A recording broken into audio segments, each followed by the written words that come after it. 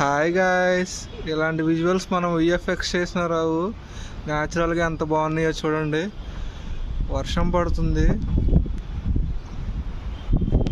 అసలు అంతా మబ్బులు అలా ట్రావెల్ చేసుకుంటే ఇక్కడ దాకా వచ్చేసినాయి.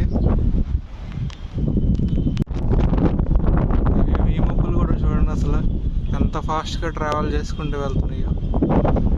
వీడియోలో కనిపిస్తుందో లేదో కానీ చాలా ఫాస్ట్గా వెళ్తున్నాయి.